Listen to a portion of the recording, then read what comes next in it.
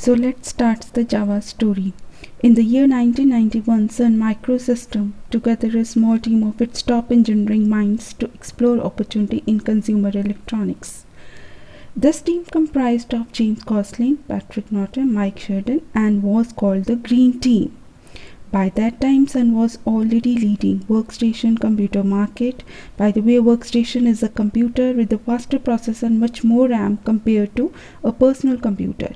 They are used as server machines, enabling multiple users to log into the system at the same time. Okay, coming back to 1991, consumer electronic was the new hot upcoming big market at that time, and Sun wanted to make some early inroads into that market. Green Team was tasked to develop a technology that will enable Sun to dominate the consumer electronic space.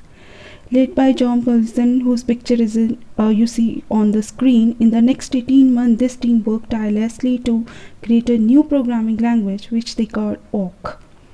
This was later renamed to Java in 1995.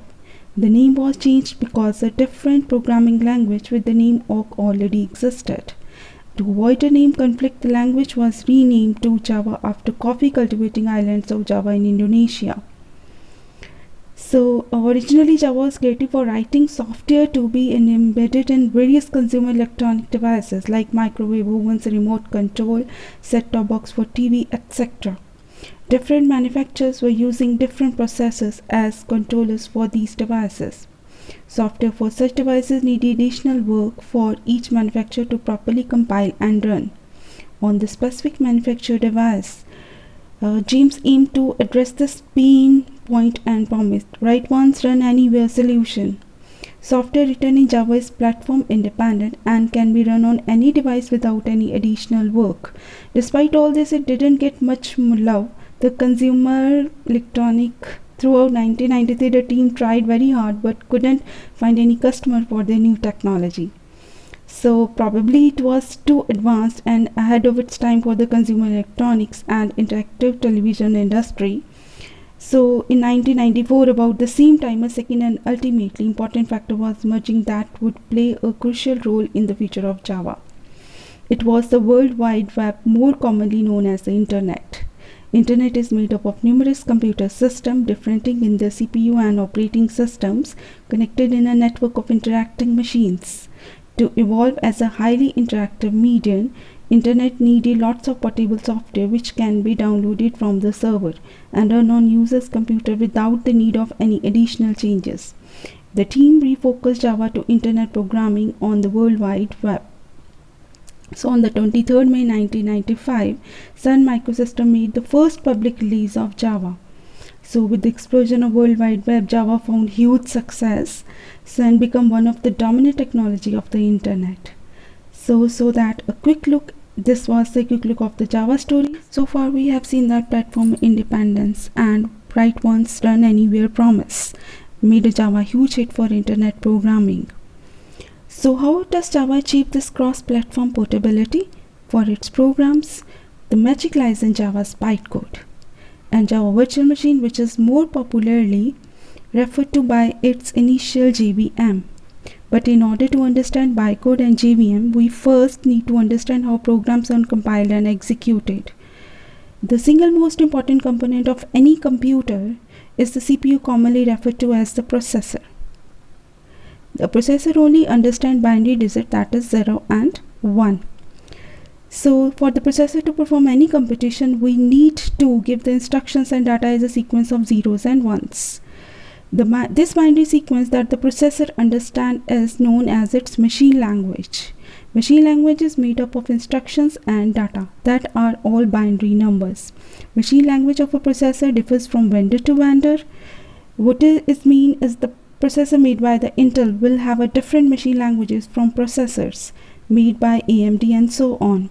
Each processor manufacturer will have a specific machine's language for a family of processors. As you can see, for a human it's very tough to write a program in a machine language. So to overcome this limitation, computer scientists invented assembly language. So in assembly language, instructions are given in English like words. So it is more friendly to human than machine language.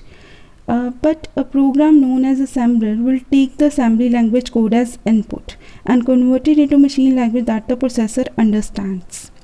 So although assembly language is an improvement over machine language, still it is a processor specific, and writing and debugging any moderate complex program in it is a very time intensive.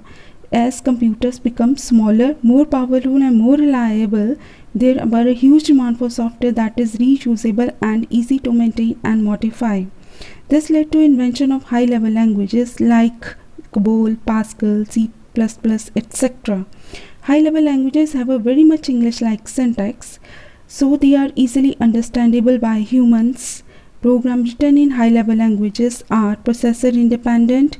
No modification to the source code are required to execute it on different types of computers. This makes high level languages highly desirable for developing reusable, maintainable software. Now remember, our processor still loves its 0 and 1s. It doesn't understand anything other than the machine language, so the program written in high level languages needs to be converted into machine language. This is done by a program called the compiler. This entire process of converting high level code to machine code is called compilation. The output of compilation process is an executable file that can run our program on the computer. So how does high level language code maintain? Portability across platforms. Even before we try to figure out the answer to this question, first we understand what is a platform means. So what is a platform? A personal computer, you don't directly execute your program on the processor. The computer has a specialized software called operating system running on it, which acts as a bridge between our program and the processor. I'm very sure you are not hearing the term operating system or OS for the first time. Combination of operating system plus the processor is called the platform. Windows operating running on the machine with Intel processor is one of the most common platform in the world. Other common platforms are Linux and Intel, Mac OS and Intel and PowerPC. Coming back to the original question of our high level languages, code is portable across platform. The key here is the compiler. When you see on the screen, the compiler for each platform is different. Windows will have its own compilers, Linux will have its own compiler, and Mac OS X will have its own compiler, and so on. Every operating system has its own compiler. If you have developed a software which you want people to install and use on different platforms like Windows, Linux and Mac, you will take the program and compile it using the compiler of each of the platform that you want to support. Let's say this is your program. So you will compile it using the Windows compiler and you will get an executable file which will run the program on Windows. Similarly, you will compile your program with Linux and Mac compilers and get two more executable for Linux and Mac platforms separately. Now you will have three executable files for each of Windows, Linux and Mac. You will put up all the three files on your website. Depending on the platform, users will download and install the appropriate executable. You cannot take an executable file generated by a compiler for Windows and run it on a Linux system. It will not execute. Next, we will look at a concrete example which will demonstrate this concept of providing separate executable for different platforms. Firefox is a popular web browser which can be used on multiple platforms. Let's see how it is distributed. Look at the screen. This is the download page of Firefox browser. So here's a link providing install option for other platforms. Let's go to this link. So here you can find options to install Firefox on Windows 64-bit. So Mac operating system and Linux. So there are also options for 32-bit Windows and Linux. Each of these options is a platform that Firefox web browser supports, meaning you can run Firefox on this platform. Each of these links point to an executable file which has been compiled using the compiler for that specific platform. Let's download Firefox for Windows 64-bit and try to install it. So if you look at the screen at the corner here, so Windows executable is downloaded. I will try to open it now. Open. Click on open, then it start executing install Firefox on my machine. So my machine is running Windows and the executable I downloaded was for Windows. Everything works fine. I will cancel this installation. Let's download Firefox for Mac operating system and try to install it. Now click on Mac operating system. So it will be downloaded. Mac operating executable is downloaded. I will try to open it by click on the open. So I'm presented with a dialog asking me how to open this file. As this file is for Mac operating system, Windows doesn't recognize it. So it doesn't know what to do with it. In such scenario, Windows asks the user to help it open the file.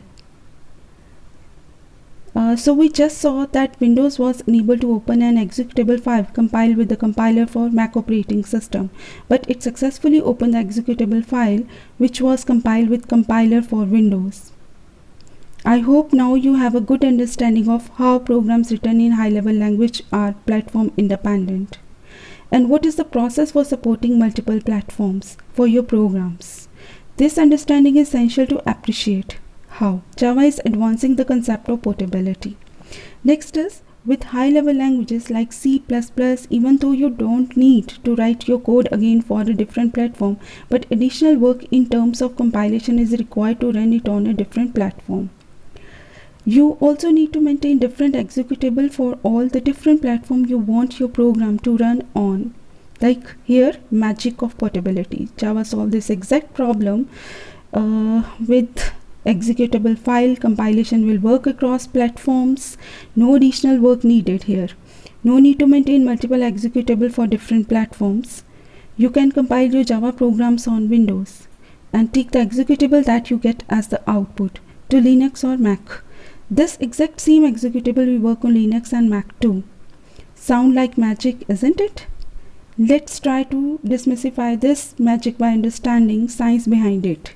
The output of Java compiler is not an executable file, but a file containing bytecode. So look at the screen. You can consider bytecode as a close relative of machine. Like machine code, it is highly optimized and not human readable. But unlike machine code, the platform cannot understand and execute it. The cool thing about bytecode is that it is the independent of platform. Bytecode is understood by Java Virtual Machine or JVM. Now what is JVM? JVM is a software that needs to run on the computer where you want to execute your program. JVM takes the bytecode as input, convert to machine code of the specific platform it is running on and execute it. Consider JVM as a virtual platform running on the actual platform. Let's see how we can support multiple platforms for our Java program. So we give our Java program as input to the Java compiler. So the output of compiler is the equivalent bytecode of our Java program. Remember, bytecode is not machine code. It cannot be executed directly on the target machine. So we need some program running on the target machine which can understand this bytecode, convert to machine code which the target machine can then execute. This program is the JVM or Java Virtual Machine. So you would have guessed now how JVM is a platform. Each platform has its own JVM. Look at the screen here. This is a JVM for Windows. This is for Linux, and next is Mac. JVM needs to be installed on the target machine before we can run any Java program on it. Although the other details of JVM will differ from the platform, and platform they all understand the same Java bytecode, JVM is available for a platform. Java program can run on it without any modification. This is how Java achieves its magic of platform independence and provide write once run anywhere capability.